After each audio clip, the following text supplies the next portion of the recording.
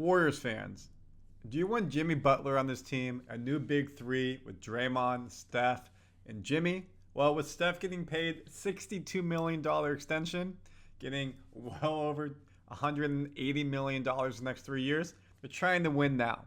Is a 35-year-old Jimmy Butler going to put you over the hump? That's the question. Apparently, the Warriors had conversations around this. A new report links the Warriors inquiring about Jimmy Butler. He's going into the final year of his deal. Miami and him both have basically said they're going to play out the final year, see how it goes. Is Jimmy Butler the guy to bring to the Warriors? What would that take? We're going to break it all down on this episode of Warriors Digest. I'm not saying I'm a fan of it. It's all over the news. We got a report for you Warriors fans out there. In addition, a couple of the Warriors players are now in the facilities. We're going to show you some pictures. Kuminga has a brand new hairdo. You're going to want to see it. It is wild, to say the least.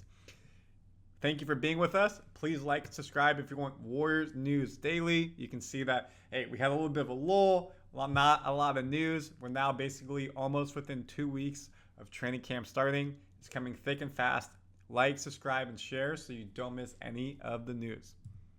So the rumor is Jimmy Butler has some interest from the Warriors. Probably made trade calls, which, it's pretty basic. Appearing on the TK Show podcast, The Athletic's Sam Amick said the Warriors have interest in Butler and probably made a couple calls to the Heat this summer to test the waters. As I already mentioned kind of in my opener, didn't mean to bury my lead, Butler's long-term future with the Heat is very much unsettled.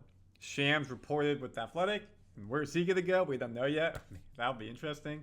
I'm thinking Yahoo, honestly. Or maybe he'll go to NBC where he'll be the main guy since they got rights. But anyways, reported in June that Butler intends to play out his existing deal last year of his contract and won't re-sign an extension. Also, Heat President Pat Riley, can be a tough negotiator, basically said the same thing. We're not giving him an extension after the team's first round playoff loss to the Celtics. Of course, they went to the finals a couple years ago.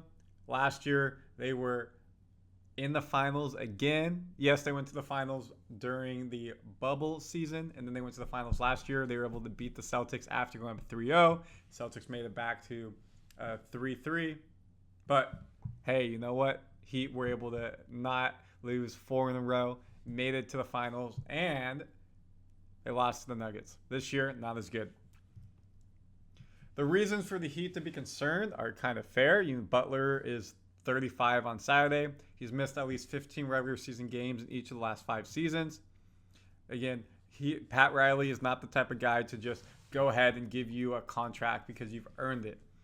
You look at what he did last season, 21 points a game still is pretty impressive at his age. Again, we're seeing these star athletes have their prime be longer, so not overly surprising. 5 rebounds, 5 assists, so 21, 5, and 5 is a very great shooting guard. At 6'7", he shot 44% on corner threes, which would fit well actually in this Warriors offense. He shot 80% of his threes from assists, which is what Steph and Brandin would do. But he only shoots 20% threes. Our shooting guard lately has been, the past decade, Klay Thompson, shoots more threes than that. His three-point percentage was 41%. So now the question is Emo Jimmy Butler a good fit in this offense? Well, if we look at who we got, let me make this bigger for you. Then if you're going to trade, you probably have to get rid of Wiggins, you would think. Probably have to get rid of Kuminga in that trade. Maybe Moody and draft picks. So then your starting 5 would be Steph, Green, Butler, Trayce Jackson-Davis, and Podziemski. Now, again, if you look at potential the draft picks, maybe they want a first. But this is the thing as well. When you look at this trade, we have a lot of our first. He's on an expiring contract. The leverage is with Butler. If he wants to stay with the Heat, then technically it's with the Heat. But it's not like there's 2 years left and they can really bargain a lot to try to get something from the Warriors. They just want something back. If he's going to walk for free, then how do we make sure we can get some type of draft assets, player assets to be successful? So I don't think it's going to be an arm and a leg to have to trade for Butler, especially folks, think about this. trade deadline. If they know Jimmy's not going to resign and the Heat aren't looking to be finals contenders, mediocre type of team, then why not trade him and try to get something back? We said time and time again the Warriors are leaving themselves financial flexibility. One more time. Financial flexibility to be able to do something at the trade deadline. If that's big fish hunting, Brandon Ingram, expiring contract as well, Zach LaVine, 2 years left, Jimmy Butler. We said there could be stars who are disgruntled who want to leave. Or maybe their team is trying to do a rebuild when they see nothing's happening. Kevin Durant, does he get his chance to come back to Golden State if that's even an option?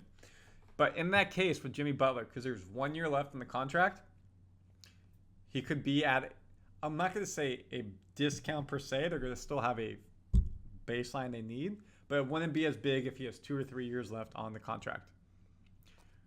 Butler missed all 5 games in playoff series against the Celtics this year, MCL, so that's something you have to be aware of. He's eligible to sign 2 years and $113 million extension with the Heat, but again, that's a lot of money to give someone who's 35, and maybe you can't depend on him the same way you did 3 or 4 years ago. Who you can depend on, in my eyes, is Jonathan Kuminga. Look at that hairdo, folks. Woo!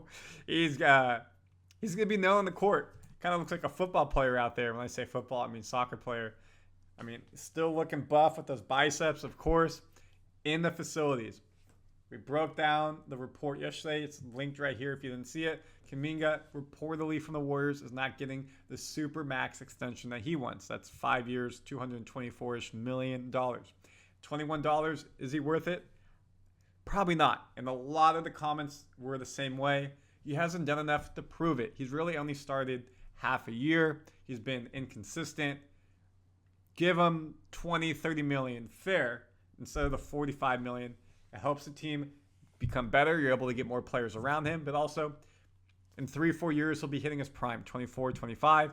Supermax extension there if he deserves it. He can get another one before 30 and probably another one at 33. So he has the chance to make $600 million on Supermax extensions, not even including this one. So I'm glad that a lot of y'all agreed. I think we need to keep him, but also you're not going to give him a Supermax before the season. He's a restricted free agent, which is a big thing as well. So if he plays amazing, all-star, all-pro, hopefully all-pro, it means it's going great for the Warriors. But if another team gives him a big extension, a big offer next year, Warriors can go ahead and match it. No issues whatsoever. They will keep him. So there's absolutely zero need to give him a Supermax right now. Let him earn it. So there's one. We got Wiggins back in a Warriors practice facility as well. I don't see anything potentially different in his hairstyle, his beard, his body type, but he's got a smile on.